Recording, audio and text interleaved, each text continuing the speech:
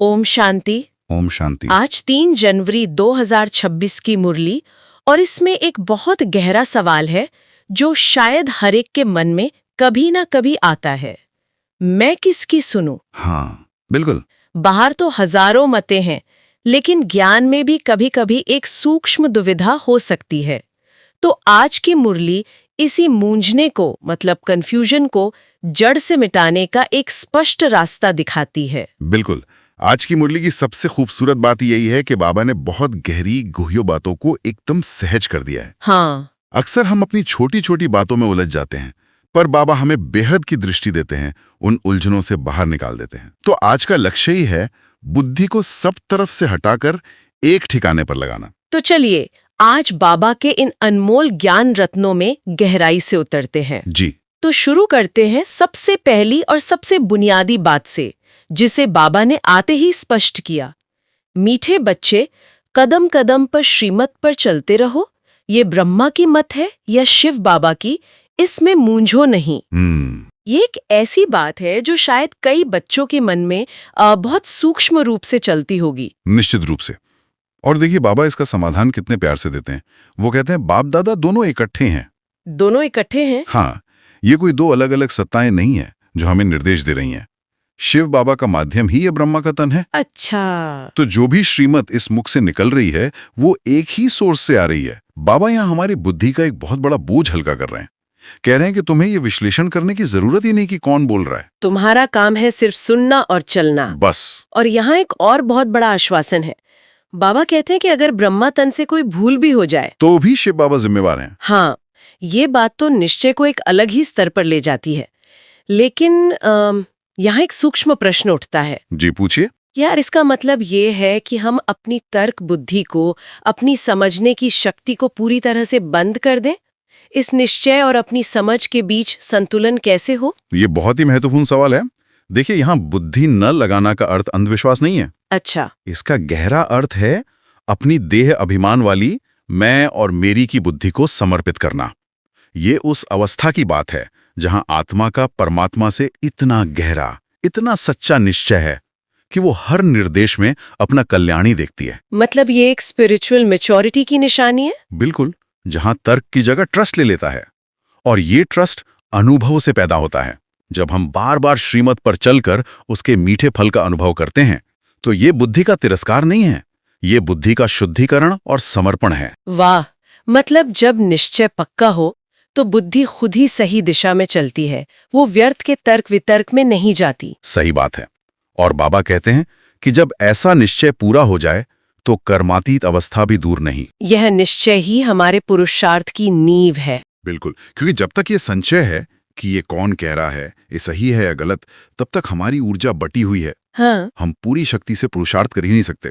लेकिन जब निश्चय 100% है तो हमारी सारी संकल्प शक्ति एक दिशा में लग जाती है और उन्नति बहुत तेजी से होती है। और निश्चय की ये बात और भी महत्वपूर्ण हो जाती है जब हम देखते हैं कि दुनिया में परमात्मा को लेकर ही कितना बड़ा कंफ्यूजन है। बहुत ज्यादा। बाबा मुरली में आगे इसी बात पर आते हैं कि इस दुनिया में कोई भी मनुष्य मात्र रूहानी बाप को यथार्थ रूप से नहीं जानता। सब सिर्फ पुकारते हैं लेकिन जानते नहीं। और यह परिचय स्वयं बाप ही संगम युग पर आकर एक ही बार देते हैं।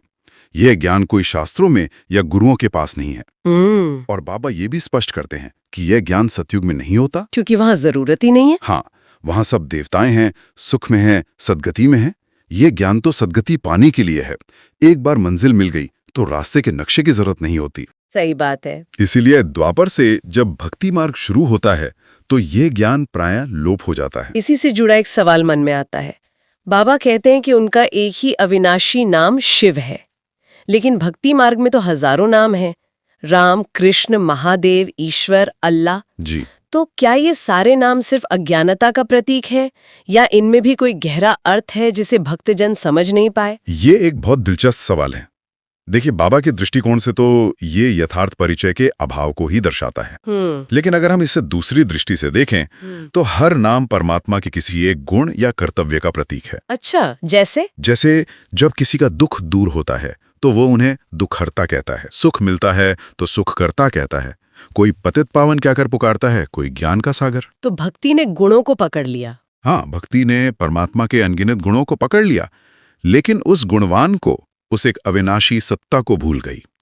बाबा आकर उन सभी बिखरे हुए गुणों को एक अविनाशी नाम, रूप, देश, काल और कर्तव्य में समेट देते हैं। वाह, मतलब बाबा भक्ति की भावनाओं का खंडन नहीं कर रहे, बल्कि उसे सही ज्ञान की दिशा दे रहे हैं। बिल्कुल, वो उन बिखरे हुए मोतियों को एक धागे में पिरो रहे हैं, और वो धागा है स्वयं का यथार्थ परिचय। और वो एक ही बाप है जो मुक्ति और जीवन मुक्ति का वर्षा देने वाला है। जी, और वो भारत में आकर ही आदि सनातन देवी देवता धर्म की स्थापना करते हैं।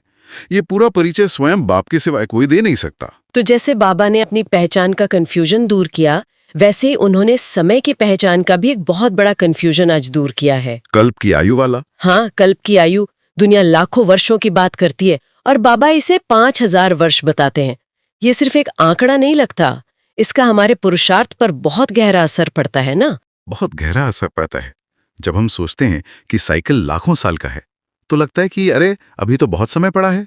हाँ, एक तरह का आध्यात्मिक आलस्य आ जाता है। बिल्कुल, लेकिन जब बाबा कहते हैं कि पूरा चक्कर ही 5000 साल का है और उसमें से भी ये संगम युग सिर्फ कुछ वर्षों का है, तो हर दिन, हर घंटे की कीमत बढ़ जाती है। एक सेंस ऑफ अर्जेंसी पैदा होती है। हाँ, ये ज्ञान हमें बताता है कि परिवर्तन का, कमाई का ये समय बहुत छोटा और बेहद कीमती है। आलस्य को खत्म करने वाला ज्ञान है ये। ये तो पुरुषार्थ में आग लगाने वाली बात है। और इसी से जुड़ी एक और बात बाबा ने स्पष्ट की, ज्ञान और भक्ति का चक्र। आधा कल्प ज्ञान से सद्गति और आधा कल्प भक्ति से दुर्गति। ये कैसे काम करता है? बाबा इससे बहुत सरलता से समझाते हैं। कहते हैं, मैं तुम्हें राजयोग सिखलाकर बादशाही देता हूँ। ये है ज्ञान। इस ज्ञान से सतयुग त्रेता में विश्व के मालिक बनते हैं, सुख शांति में रहते हैं। ये सद्गति है। फिर द्वापर से जब आत्मा की शक्ति कम होती है, देह अभिमान आता है, तो हम परमात्मा को भूल जाते हैं और उन्हें ढूंढना शुरू करते हैं। बिल्कुल, यहीं से भक्ति मार्ग शुरू होता है। लेकिन क्योंकि यथार्थ ज्ञान नहीं होता, इसलिए वो भक्ति धीरे धीरे हमें नीचे ले जाती है और हम दुर्गति को पा लेते हैं। बाबा ये सारा ज्ञान सभी बच्चों को देते हैं, लेकिन आज की मुरली में उन्होंने कुमारियों पर एक विशेष रोशनी डाली है। जी, वे कहते हैं कि कुमारियों के पास सेवा का बहुत अच्छा मौका है, क्योंकि वे बंधन मुक्त होती हैं। बाबा का इशारा है कि उनके पास समय, ऊर्जा और फोकस ज्यादा होता है। हाँ, बाबा कह रहे हैं कि इस अवसर को व्यर्थ न गवाएं। लौकिक पढ़ाई जरूरी है, लेकिन उसके साथ साथ अगर वे इस रूहानी पढ़ाई और सेवा में लग जाएं, तो वे बहुतों का कल्याण कर सकती हैं और अपनी तकदीर श्रेष्ठ बना सकती हैं। ममा का उदाहरण भी दिया गया। जी, आज के समय में जब कुमारियों के लिए करियर, स्वतंत्रता, ये सब इतना महत्वपूर्ण है, तब बाबा की ये श्रीमत कितनी प्रासंगिक है। ये पहले से भी ज्यादा प्रासंगिक है, और ये बाधा नहीं बल्कि असली प्रगति का रास्ता है। अच्छा, बाबा लौकिक पढ़ाई के विरुद्ध नहीं है, वे प्राथमिकता की बात कर रहे हैं। मम्मा का उदाहरण सिर्फ त्याग का नहीं है, बल्कि बेस्ट इन्वेस्टमेंट का है। मतलब उन्होंने अपनी ऊर्जा उस पढ़ाई में लगाई जो 21 जन्मों तक रिटर्न देती है। बिल्कुल, बाबा कुमारियों को याद दिला रहे हैं कि वे वर्ल्ड बेनिफैक्टर बनने की क्षमता रखती हैं, जो किसी भी सीईओ के पद से कहीं ऊंचा है। यह एम्पावरमेंट का एक रूहानी दृष्टिकोण है। ये बहुत शक्तिशाली दृष्टिकोण है, और शायद यही वो बादशाही है जिसकी स्मृति दिलाने के लिए मुरली का अगला हिस्सा आता है, जो मुझे व्यक्तिगत रूप से सबसे ज्यादा झंझोड़ता है। कौन सा? वो हिस्सा जहां बाबा भारतवासी बच्चों से पूछते हैं, मैंने तुम्हें विश्व का मालिक बनाया, अथाह धन दौलत दी, वो सब तुमने कहाँ गवा दिया?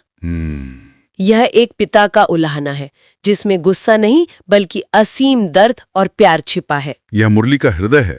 यह बेहद के बाप का अपने सबसे प्रिय, सबसे लायक बच्चों से एक दिल का सवाल है। हाँ, उन्होंने हमें कौड़ी से हीरे जैसा बनाया, 16 कला संपूर्ण देवता बनाया, और हमने 84 जन्मों के चक्र में उतरते उतरते वो सारी बादशाही गंवा दी। ये सवाल हमें आईना दिखाता है कि बच्चे, देखो तुम क्या थे और अब क्या बन गए हो। इसका कारण भी बाबा बताते हैं कि जैसे जैसे कलाएं कम होती गईं, सब कुछ कम होता गया। सतयुग में हम 16 कला संपूर्ण थे, फिर त्रेता में 14, द्वापर में 8 और कलयुग के अंत तक कलाहीन कंगाल बन गए। बाबा का ये सवाल कि ये सब धन कहाँ गया, असल में ये पूछ रहा है कि तुम्हारी आत्मिक शक्ति कहाँ गई। बिल्कुल, और बाबा कहते तुम क्या जवाब दोगे? किसी के पास इसका जवाब नहीं। ये बाप का अपने बच्चों से एक प्यार भरा उलाहना है, ताकि हम अपनी इस गिरी हुई स्थिति को देखकर वैराग्य में आएं और फिर से उस ऊंच पद को पाने के लिए तीव्र पुरुषार्थ करें। जी, ये सवाल हमें सुलाने के लिए नहीं, जगाने के लिए है। तो आज की इस गहरी मुरली से हमें धारणा के लिए क्या मुख्य सार मिलता है? बाबा ने धारणा के लिए 2 बहुत स्पष्ट बातें कही हैं। पहली, इस माया से बहुत बहुत खबरदार रहना है, अटेंशन का कवच पहनकर रखना है। हमेशा। और दूसरी बात, विचार सागर मंथन करना है। जो भी ज्ञान के पॉइंट सुनते हैं, सिर्फ सुनकर एक कान से निकालना नहीं है। उस पर गहराई से सोचना है। हाँ, उसे अपनी बुद्धि में पचाना है, ताकि वो ज्ञान हमारा अपना स्वरूप बन जाए और हम उसे दूसरों को भी धारण करा सकें। रियल स्वरूप को रियलाइज करने वाले संपूर्ण पवित्र भव। वाह! बाबा हमें याद दिला रहे हैं कि हमारा असली स्वरूप, अनादि स्वरूप, मतलब जब हम परमधाम में थे, और आदि स्वरूप सतयुग में। हाँ, दोनों पवित्र हैं। ये अपवित्रता तो बीच में आई है, ये हमारा ओरिजिनल नेचर नहीं है। तो बाबा कहते हैं, बस अपने उस रियल ओरिजिनल स्वरूप को रियलाइज करो, उसकी स्मृति में रहो, तो संपूर्ण पवित्रता सहज आ जाएगी। बिल्कुल। और आज का स्लोगन भी एक कवच की तरह है। स्लोगन है, परमात्मा दुआओं से अपनी झोली भरपूर करो तो माया समीप नहीं आ सकती। पुरुषार्थ के साथ साथ बाप की दुआएं बहुत जरूरी हैं। और दुआएं उन्हें मिलती हैं जो आज्ञाकारी, वफादार और सपूत बच्चे होते हैं। जब दिल से बाप की दुआएं निकलती हैं तो वो एक ऐसा सुरक्षा चक्र बना देती हैं जिसे माया भी भेद नहीं सकती। तो आज की इस गहरी चर्चा का सार यही है कि हर प्रकार के कंफ्यूजन या मूंझने का एक ही समाधान है, एक बाप की श्रीमत पर अटूट निश्चय। बिल्कुल। बाप दादा कंबाइंड है, इस निश्चय को पक्का कर अपने अनादि आदि पवित्र स्वरूप की स्मृति में रहकर परमात्मा दुआओं की झोली भरते रहना है। और जाते जाते एक बात चिंतन के लिए छोड़ना चाहूंगा, जो आज की मुरली के अव्यक्त इशारों में छिपी है। जी जरूर। बाबा अक्सर कहते हैं कि मेजॉरिटी बच्चों ने लोहे की मोटी मोटी जंजीरें तो काट ली हैं, स्थूल विकारों की, पुरानी दुनिया की, लेकिन बहुत महीन, बहुत सूक्ष्म और रॉयल धागे अभी भी बंधे हुए हैं। हमें आज ये चिंतन करना है कि हमारे पुरुषार्थ में वे कौन सी सूक्ष्म धागे हैं, चाहे वो किसी व्यक्ति से सूक्ष्म लगाव का धागा हो, अपनी किसी आदत से, अपने किसी मान शान से, या अपनी बुद्धि के देह अभिमान का धागा हो, जो हमें उस संपूर्ण पवित्र जीवन मुक्त स्थिति का पूरा अनुभव करने से रोक रहे हैं। इन धागों को पहचानना और ज्ञान के योग की कैंची से काटना, यही अब हमारे तीव्र पुरुषार्थ का लक्ष्य होना चाहिए। ओम शांति। ओम शांति।